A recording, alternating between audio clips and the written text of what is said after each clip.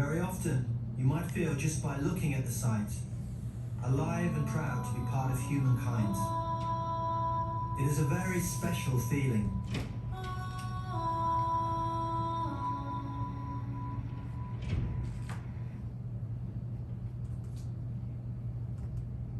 What you just witnessed in this video by Europe Nikon was an illustration of the bonding power of music. This video essentially illustrated one of the largest choral events in the world, uniting over 25,000 people in the efforts of maintaining Estonian language and culture. Good morning, I'm Catalina Hernandez Ramos. As you can see from this video, music is one of the most prominent expressions of culture, and it has the power of creating bonds, increasing understanding and cohesiveness within incredibly diverse groups of people, despite difficult environments. This is due to the synchronous aspect of musical expression, as revealed by Michelle Gelfand from the University of Maryland. Now, placing this knowledge into context, there's been an incredible increase in diversity within the school settings in the United States. For instance, using Florida as a lens for diversity, there's a current total of 37% white students in all public high schools throughout the state, 35% Hispanic students, 21% Black and African American students, and 3% Asian students, according to the Florida Department of Education's official database. Now, this is crucial to point out given that the recognition of individual cultural identities has allowed for the peaceful coexistence of diverse communities.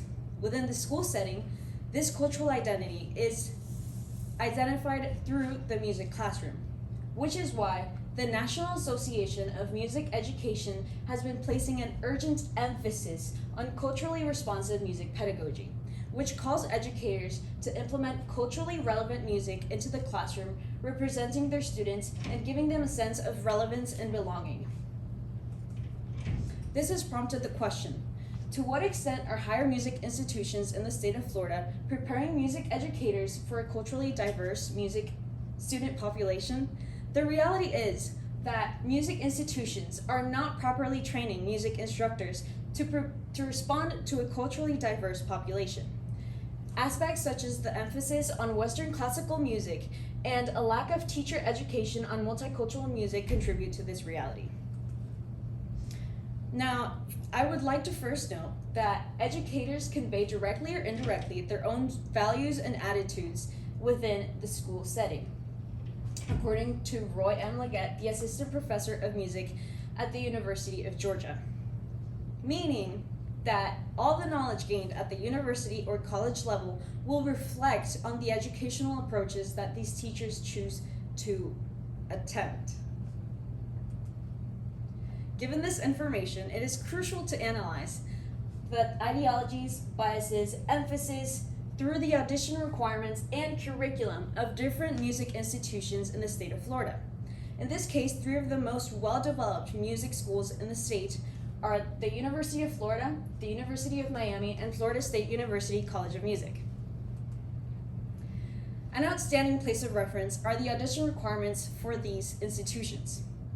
All 3 institutions require music education applicants to prepare audition repertoire based on the Baroque, classical, romantic, and contemporary periods of music, all of which fall under Western classical music category.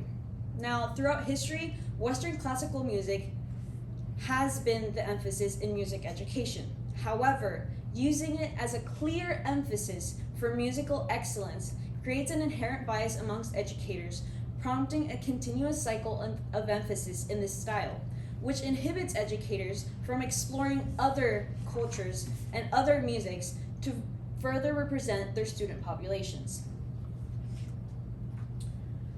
Now, according to the official course catalogs of all 3 institutions, music education applicants are required to take certain courses that aren't solely based on Western classical music. Some of these courses include world music cultures, music literature, world music ensembles, other courses based on the historical music periods.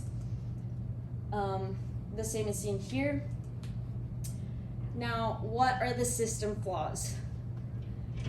The conditions under which these courses are offered simply influence a general overview of what true music diversity is.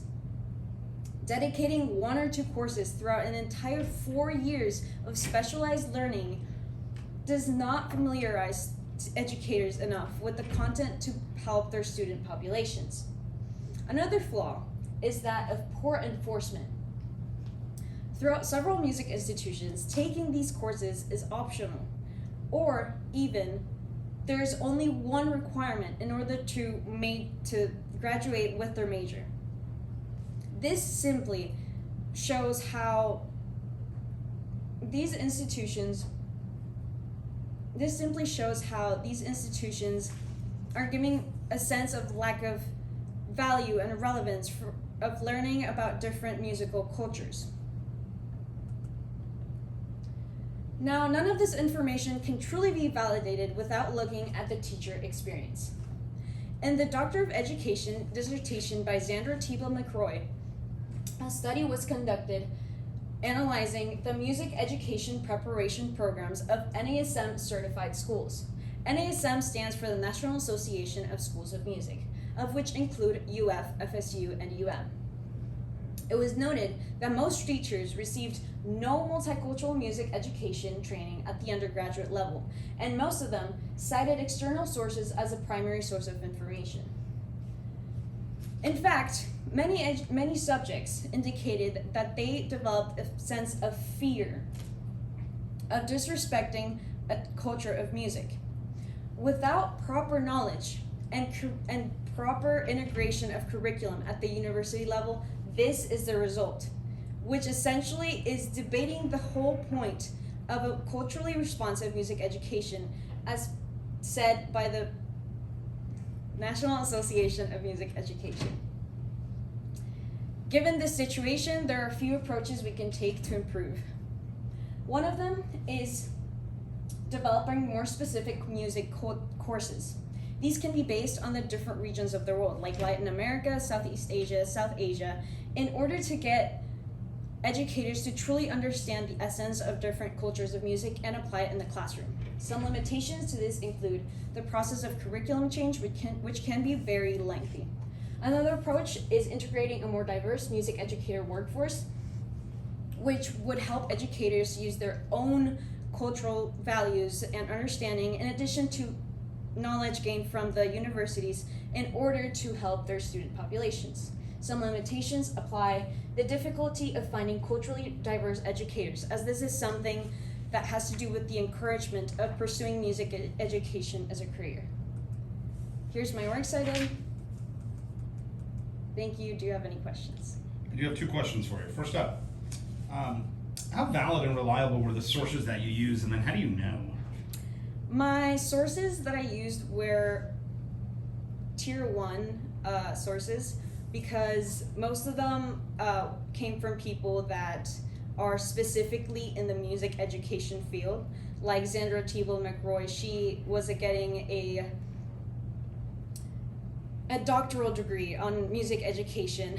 And all of these sources, the course catalogs and audition requirements, all came directly from the websites and information from the University of Florida, University of Miami, FSU, which is reliable information. Okay.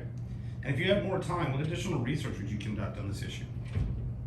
I would definitely look more into the reason why there's not a culturally diverse teacher workforce, because as I was researching, I found out that the root of the problem is not only the higher music institutions, it's also the fact that there's not cultural representation in the teacher workforce, which obviously aids in helping and reflecting that on the student population.